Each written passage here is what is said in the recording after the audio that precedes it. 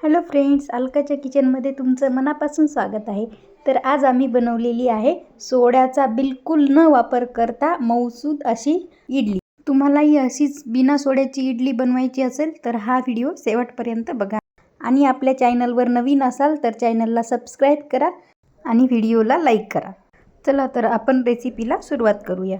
तर ही इडली बनवण्यासाठी मी इथे 1 वाटी तांदूळ घेतलेले आहेत. तांदूळ तुम्ही कोणतेही वापरू शकता. तर तांदूळ आपल्याला सर्वप्रथम धुवून घ्यायचे आहेत स्वच्छ. आणि तांदूळ भिजतील असे त्यामध्ये पाणी टाकून आपल्याला भिजवत ठेवायचे आहेत.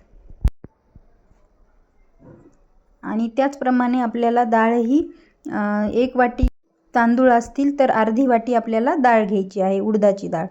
आणि ही डाळही आपल्याला स्वच्छ धुवून घ्यायची. डाळीला थोडंसं पॉलिश असतं त्यामुळे डाळीला 2-4 मिनिट भिजवत ठेवायचं आणि नंतर आपल्याला असं हातानं स्वच्छ चोळून तिचं पॉलिश निघेपर्यंत धुवून घ्यायची आहे.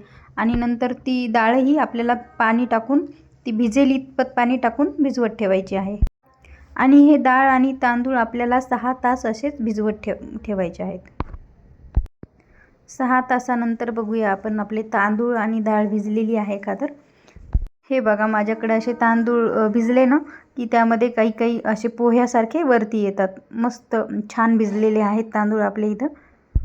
तांदूळ असे हातावर चोळून बघायचे, त्याचे तुकडे व्हायला लागले की तांदूळ भिजलेले आहेत. आणि डाळही छान भिजलेली आहे. आता आपण याला परत एकदा धुवून घेऊ आणि नंतर मग मिक्सरमधून काढून घेऊया. तर मिक्सरमधून काढण्यासाठी मी इथे मिक्सरचं भांडं घेतलेलं आहे आणि त्यामध्ये तांदूळ काढून घेत आहे. त्यामध्ये थोडंसं पाणी टाकून घ्यायचं. 2 मिनिट याला मिक्सरला फिरवून घ्यायचं. आणि हे बघा, आपलं तांदळाचं बॅटर मस्त निघालेलं आहे. आणि सॉफ्ट असं आपल्याला बॅटर काढून घ्यायचं आहे मिक्सरमधून. एकदम बारीक काढून घ्यायचं हे बॅटर. तांदूळ असल्यामुळं ते हाताला असं थोडंसं चरचर लागते. पण असं छान आपलं बॅटर निघालेलं आहे मस्त. हे बघू शकता तुम्ही कसं मस्त फुगलेलं आहे काढतानाच. आणि त्यानंतर आपल्याला त्याच भांड्यामध्ये उडदाची डाळही काढून घ्यायची आहे मिक्सरमधून. आणि डाळ काढून घेताना आपल्याला डाळही त्याप्रमाणेच सॉफ्ट अशी काढून घ्यायची आहे. आपण दही वड्याला काढली होती का तशीच. आणि ही बघा, डाळही आपली छान भिजलेली आहे. आता आपण हे दोन्ही बॅटर एकत्र करूया. हे बॅटर काढताना आपल्याला एखादा बंद झाकणाचा डब्बाच घ्यावा लागेल. डब्यामध्ये बॅटरला छान गरमी येते आणि आपल्याला याला गरमीला ठेवायचं आहे. गरमीला ठेवल्यामुळं आपल्याला सोड्याची गरज पडणार नाही.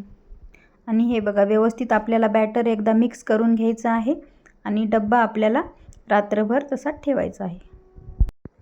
हा डब्बा तुम्ही एखाद्या गरमीच्या ठिकाणी ठेवू शकता किंवा मग याच्यावरती एखादा किचनचा टॉवेल काही झाकून ठेवलं तरी त्याला छान गरमी येते. आणि दुसऱ्या दिवशी सकाळी बघा कसं मस्त आपलं बॅटर फुगलेलं आहे. न सोडा टाकता असं सॉफ्ट बॅटर आपलं तयार आहे. कशी जाळी आली आहे छान बघा त्याला. आता आपण ते एकदा मिक्स करून घेऊया व्यवस्थित. आणि त्यामध्ये चवीनुसार आपल्याला मीठ घालायचं आहे. आणि मीठ घालून आपल्याला 2-4 मिनिट बाजूला ठेवून द्यायचं आहे ते बॅटर. म्हणजे मीठ मिक्स व्यवस्थित होईल. आणि कसं सॉफ्ट आपलं बॅटर तयार आहे बघा हे. आता 2-3 मिनिटानंतर आपण इडली करायला घेऊ. त्यासाठी मी इथे इडली पात्र घेतले आणि इडली पात्राला तेल लावून घ्यायचं आधी.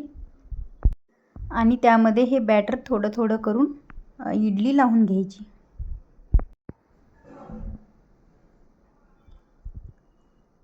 अशा प्रकारे आपल्याला इडली लावून घ्यायची आहे. 1 वाटी तांदूळ आणि अर्धा वाटी डाळीमध्ये इथे 16 इडली तयार होतात. 2-3 माणसांसाठी एवढी इडली पुरेशी होते.